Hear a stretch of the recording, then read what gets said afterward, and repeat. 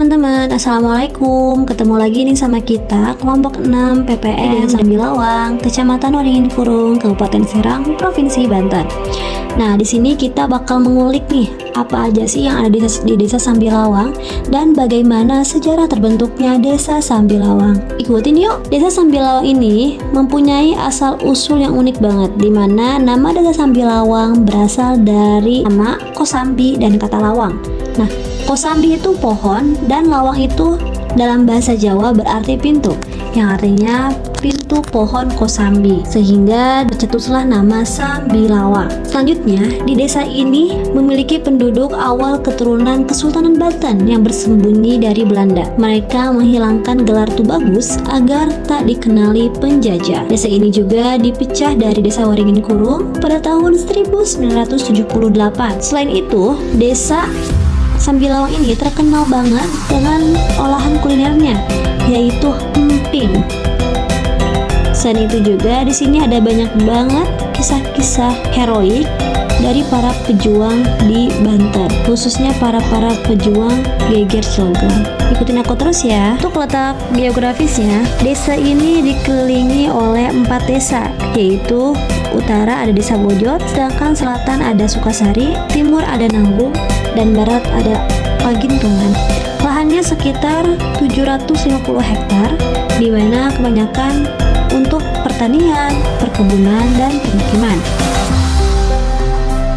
Ikutin terus ya kisah sejarah desa Sambilawang.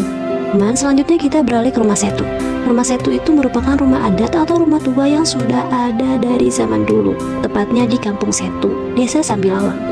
Nama Setu sendiri diambil dari nama kampung karena dulunya rumah ini dipakai sebagai tempat tinggal saja. Sekarang dijaga sebagai warisan budaya. Orang sini menyebutnya Rumah Setu agar gampang atau agar mudah dikenali. Rumah Setu ini didirikan sejak sekitaran tahun atau abad ke-18, karena narasumber kita tidak tahu ya tepatnya kapan, tapi dimungkinkan sudah ratusan tahun. Dulu dibuat dengan menggunakan bahan-bahan alami seperti kayu jati, bambu, dan atap umbian. Rumahnya masih kuat dan dirawat oleh anak cucunya hingga sekarang agar tidak rusak. Ciri khasnya itu bentuknya sederhana tapi fungsional. Rumahnya panggung untuk alatannya atau ternak kecil. Selain itu juga ada selang di depan. Bagian dalam ada ruang tamu, kamar tidur, dan dapur. Atapnya tinggi, jadi walaupun panas dan rumah tetap sejuk. Sekarang rumah ini hanya dijadikan sebagai rumah adat dan dijaga oleh keluarga dari keturunan Kiai Salim atau Alwi Salim.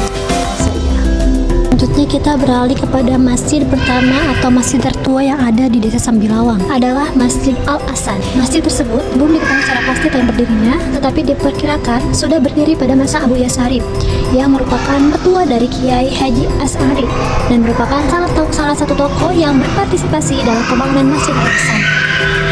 Masjid Al-Ahsan mempunyai luas 1.500 meter beserta halamannya dan sudah mengalami 3 kali renovasi.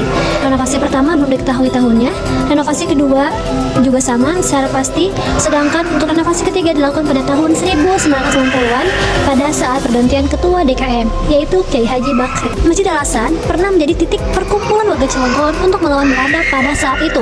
Di Masjid Al-Ahsan juga terdapat kolam yang berada di samping kanan masjid, di mana kolam tersebut digunakan untuk minum para pejuang saat itu melawan Belanda. Perkumpulan dan kejadian yang dialami oleh warga Cilegon disebut perang gerilya. Masjid Al-Ahsan menjadi masjid yang sering digunakan oleh warga Waringin Kurung untuk beribadah dan berjalan kaki untuk sampai ke masjid tersebut, karena pada saat itu warga Waringin Kurung belum mempunyai masjid yang bisa digunakan untuk beribadah bersama seperti Idul Fitri, Idul Adha, dan lainnya. Masjid Al-Ahsan juga merupakan salah satu masjid yang memiliki nilai historis dalam arsitekturnya, di mana memiliki ciri khas bentuk atap penggunaan material tradisional.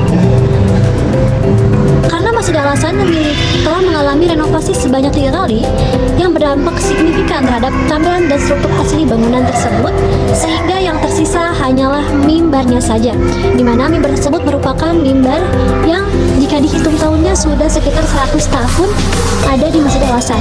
Bukan mimbar pertama, melainkan mimbar ketiga digantikan oleh Kiai As'ari pada saat itu, dikarenakan mimbar pertama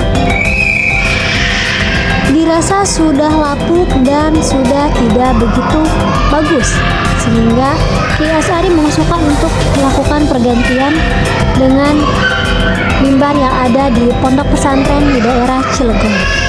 Selanjutnya adalah Masjid Nurul Ikhlas. Masjid Nurul Ikhlas ini merupakan masjid tertua kedua yang berada di Desa Sambilawang, tepatnya berlokasi di Kampung Legok Menteng, Karangasem. Masjid ini didirikan oleh Kiai Haji Hudawi, seorang tokoh agama sekaligus pendiri pondok pesantren di wilayah tersebut.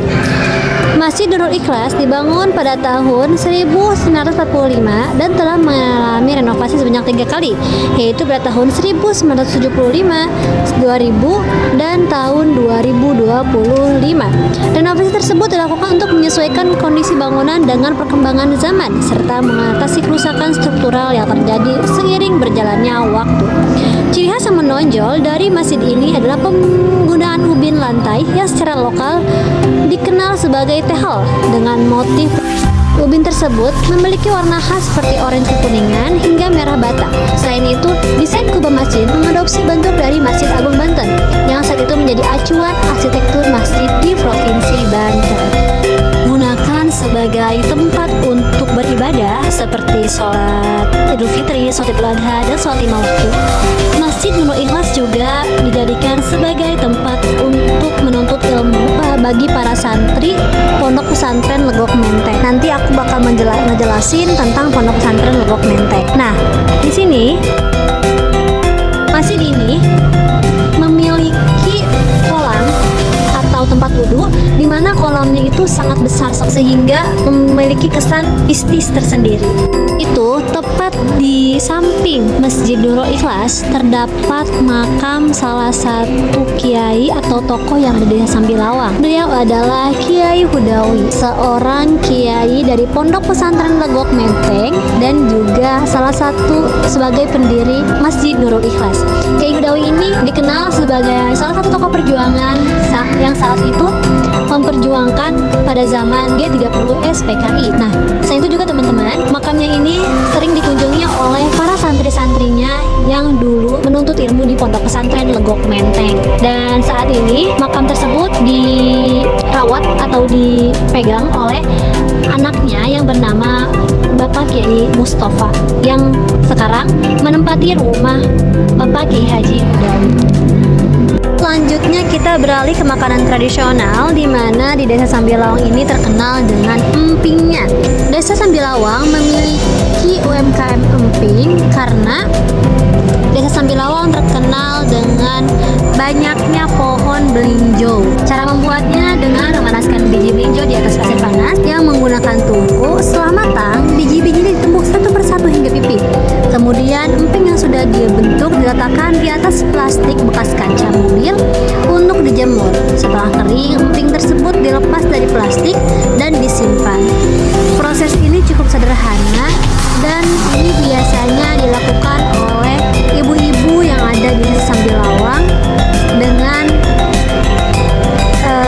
produksi yang kecil ya teman-teman, bukan produksi besar-besaran seperti pabrik seperti itu.